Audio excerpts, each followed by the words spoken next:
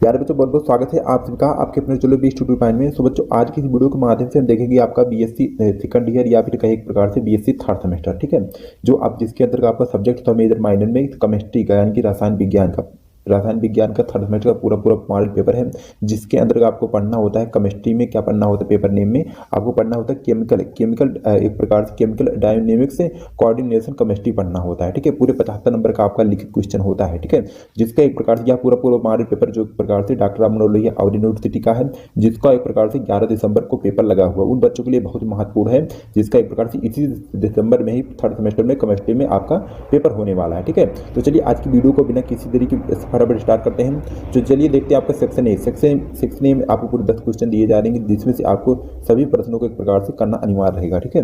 यानी कि आपका सभी प्रश्नों को उत्तर देने होंगे और प्रत्येक क्वेश्चन को जो उत्तर एक बार करके 50 शब्दों में प्रत्येक क्वेश्चन का आपको उत्तर लिखना है, और प्रत्येक क्वेश्चन के लिए जो यहाँ पर 3 अंक निर्धारित है, यानी कि 3 × 10 आपको 30 अंक मिलेंगे सेक्शन ए की तरफ से, ठीक है। तो चलिए देखते हैं सेक्शन ए में आपका पहला क्वेश्चन जो है डिफाइन रेट ऑफ रिएक्शन, ठीक है, यानी कि जो है अपक्रिया की दर को परिभाषित करना है, अपक्रिया की दर को परिभाषित करना है और 50 शब्दों यह भी एक प्रकार आपकी परीक्षा के लिए बहुत महत्वपूर्ण क्वेश्चन है, ठीक है।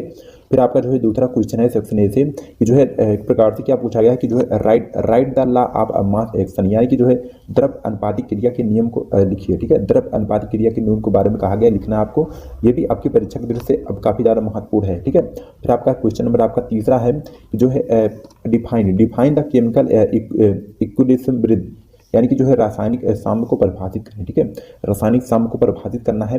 यह भी एक प्रकार से जितने भी प्रश्न है आपको सेक्शन ए से सभी एक प्रकार से महत्वपूर्ण ही हैं, तो इसमें से आपको 10 प्रश्न अगर आपके देख लिए जाते हैं तो आपके रिपीटेड क्वेश्चन 5 से 6 क्वेश्चन आएंगे ही आएंगे, ठीक है, इस चीज को नोट कर लीजिएगा। फिर आपका जो है अगला क्वेश्चन है क्वेश्चन नंबर जो आपका चौथा है सेक्शन ए से कि जो है एक प्रकार से राइट एक प्रकार से क्लैपेरॉन इक्वेशन, यानी कि जो है क्लाजियस एक प्रकार से क्लैपेरॉन समीकरण को लिखना है, ठीक है, आपको पूरे 50 शब्दों में लिखना है क्लैपेरॉन समीकरण को। फिर आपका जो है नेक्स्ट क्वेश्चन है क्वेश्चन नंबर जो आपका एक प्रकार से कहें तो 5वां है कि जो है what is the degree of the freedom, यानी कि स्वतंत्रता की कोट क्या होती है, स्वतंत्रता की कोट के बारे में आपको पूरा उत्तर देना है, ठीक है। फिर आपका जो है नेक्स्ट क्वेश्चन है क्वेश्चन नंबर आप एक प्रकार से कहें तो जो है आपका 6वां है कि जो है आदर्श define ideal and real gas, यानी कि जो है आदर्श और वास्तविक गैस को परिभाषित करें, ठीक है, दोनों के बारे में आपको लिखना होगा पूरे 50 शब्दों में। यह भी एक प्रकार से जो उत्तर है क्वेश्चन आपकी परीक्षा की दृष्टि से काफी ज्यादा महत्वपूर्ण है।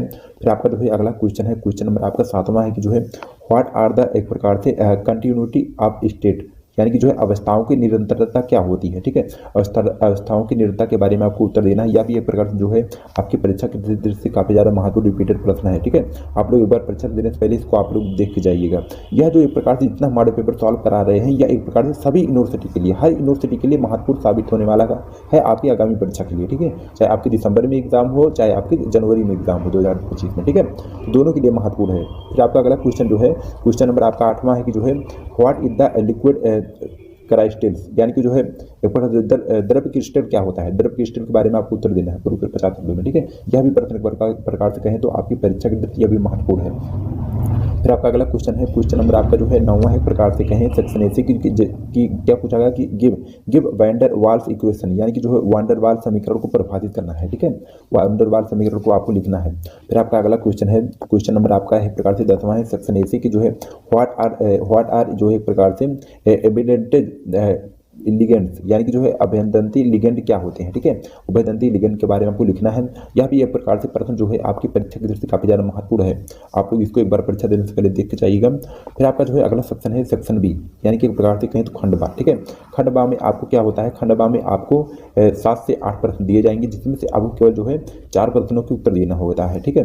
प्रत्येक क्वेश्चन का जवाब आपको उत्तर देना है 150 शब्दों में प्रत्येक क्वेश्चन का उत्तर लिखना है, और प्रत्येक क्वेश्चन के नंबर की बात करें प्रत्येक क्वेश्चन के लिए जो है आपका 6 नंबर निर्धारित है प्रत्येक क्वेश्चन के लिए, यहाँ पे 6 × 4, यानी कि आपको 4 क्वेश्चन करने होंगे जिसके लिए आपको 24 अंक मिलेंगे सेक्शन बी की तरफ से। तो चलिए देखते हैं सेक्शन बी का आपका जो पहला क्वेश्चन पूछा गया था, क्या पूछा गया था कि जो है एक प्रकार से differentiate order of reaction and the molecularity of reaction, अपक्रिया की कोटि और अपक्रिया की आणविकता में भेद दीजिए, ठीक है, और दोनों के बारे में लिखना है। यह भी एक प्रकार से आपकी परीक्षा की दृष्टि से बहुत ही महत्वपूर्ण प्रश्न है। फिर आपका जो है दूसरा क्वेश्चन है ठीक है। तो सीरियल नंबर आपका तीसरा है, क्वेश्चन नंबर दूसरा है सेक्शन बी की तरफ से कि जो है एक प्रकार से जो है साम्य स्थिरांक को परिभाषित करें और जो है साम्य स्थिरांक की इकाइयों को लिखिए। ठीक है, तो यह भी प्रश्न आपकी परीक्षा की दृष्टि से कहीं ना कहीं महत्वपूर्ण ही है। फिर आपका जो है अगला क्वेश्चन है, क्वेश्चन नंबर आपका तीसरा है और जो है सीरियल नंबर एक प्रकार से चौथा है सेक्शन बी की तरफ से कि जो एक प्रकार से right notes of Gibbs face rule, यानी कि एक प्रकार से गिब्स प्रावस्था नियम पर टिप्पणी लिखिए। ठीक है, आपको पूरे आपको 150 प्रत्येक क्वेश्चन का उत्तर देना है। ठीक है, इस चीज़ को नोट कर लीजिएगा। फिर आपका जो है अगला क्वेश्चन है, क्वेश्चन नंबर आपका चौथा है और सीरियल नंबर जो आपका पांचवा है। क्या पूछा गया है कि राइट वांडर एक प्रकार से Wallace equation with volume correction and pressure एक प्रकार से करेक्शन, यानी कि जो है आयतन सुधार और दबाव सुधार के लिए जो है वांडर वाल समीकरण को लिखिए। ठीक है, यह भी एक प्रकार जो है आपकी परीक्षा की दृष्टि से बहुत ही महत्वपूर्ण है हर यूनिवर्सिटी के लिए। ठीक है, ऐसा नहीं कि सर हमारा डॉक्टर राम मनोहर लोहिया या फिर हमारा डॉक्टर BR अम्बेडकर यूनिवर्सिटी या राजा महेंद्र, सभी यूनिवर्सिटी के लिए आपके बहुत ही महत्वपूर्ण क्वेश्चन लेकर आए हैं। फिर आपका जो है अगला क्वेश्चन है, क्वेश्चन नंबर जो आपका एक प्रकार से पांचवा सीरियल नंबर छठवां की जो है डिस्कस द एक प्रकार से ओगेल energy of level diagram for D1 and D9 state, यानी कि जो है D1 D9 अवस्थाओं के लिए जो है अर्गेल ऊर्जा स्तर आरेख पर चर्चा करें। ठीक है, यह भी प्रश्न आपकी परीक्षा की दृष्टि से कहीं ना कहीं महत्वपूर्ण ही है। फिर आपका जो है अगला क्वेश्चन है, क्वेश्चन नंबर आपका एक प्रकार से छठवां है और सीरियल नंबर जो है आपका सातवां है कि राइट ए शॉर्ट नोट आप एक प्रकार से लिगेंड। ठीक है, तो आपको लिगेंड पर संक्षिप्त टिप्पणी लिखना है पूरे आपको 150 शब्दों में। यह भी एक प्रकार से प्रश्न जो है आपकी परीक्षा की दृष्टि से काफी ज्यादा महत्वपूर्ण लग रहा है। फिर आपका जो है अगला क्वेश्चन है, क्वेश्चन नंबर आपका है सातवां है और सीरियल नंबर आठवां है कि जो है discuss the John Taylor effect, यानी कि जो है जॉन टेलर प्रभाव की विवेचना कीजिए। ठीक है, पूरे आपको 150 शब्दों में लिखना है प्रत्येक क्वेश्चन का आंसर। ठीक है, यह भी प्रश्न आपकी परीक्षा की दृष्टि से कहीं ना कहीं महत्वपूर्ण ही है। फिर आपका जो है अगला सेक्शन है सेक्शन सी, यानी कि एक प्रकार से कहें तो खंडसा। ठीक है, खंडसा में आपको पूरे 4 क्वेश्चन दिए जाएंगे जिसमें से जो है आपको केवल 2 ही प्रश्नों के उत्तर देना होगा हर बार की तरह। ठीक है, जिसमें से आपको जो है प्रत्येक शब्द के लिए अंक निर्धारित है, 10.5 नंबर मिलेंगे। सेक्शन आपको सी की तरफ से 2 क्वेश्चन के लिए आपको टोटल 21 नंबर मिलने वाले हैं और प्रत्येक क्वेश्चन को जो आपको उत्तर लिखना है 450 शब्दों में प्रत्येक क्वेश्चन का आंसर देना है। ठीक है, अलग अलग यूनिवर्सिटी जो होती है अपने हिसाब से क्वेश्चन कराती है, लेकिन आपका सब्जेक्ट वही होगा, पेपर भी आपको सेम रहेगा, लेकिन जो आपके लिखने का वो तरीका होगा एक प्रकार से किसी में 100 शब्द, किसी में 400, किसी में 200, ऐसे ऐसे यूनिवर्सिटी आपको देती है। ठीक है, तो चलिए देखते हैं आपका सेक्शन सी का आपका पहला क्वेश्चन जो है डिस्कस एक प्रकार से transition state theory of reaction states, यानी कि जो है संक्रमण अवस्था सिद्धांत की अपक्रिया दर की व्याख्या करें। ठीक है, संक्रमण अवस्था सिद्धांत की अपक्रिया दर की व्याख्या करना है। यह भी प्रश्न आपकी परीक्षा की दृष्टि से कहीं ना कहीं महत्वपूर्ण ही है। ठीक है, फिर आपका जो है अगला क्वेश्चन है, क्वेश्चन नंबर आपका दूसरा है सेक्शन सी की तरफ से और सीरियल नंबर जो आपका 10वां है कि जो है discuss about the factors affecting एक प्रकार से लसैतलीय। ठीक है, लसैतलीय प्रिंसिपल, यानी कि जो है लसैतलीय सिद्धांत को प्रभावित करने वाले कारकों की एक प्रकार से विवेचना कीजिए या फिर चर्चा कीजिए। यह भी एक प्रकार से प्रश्न जो है आपकी परीक्षा की दृष्टि से काफी ज्यादा रिपीटेड और महत्वपूर्ण प्रश्न है। ठीक है, आप लोग इसको एक बार जरूर देख के जाइएगा परीक्षा देने से पहले।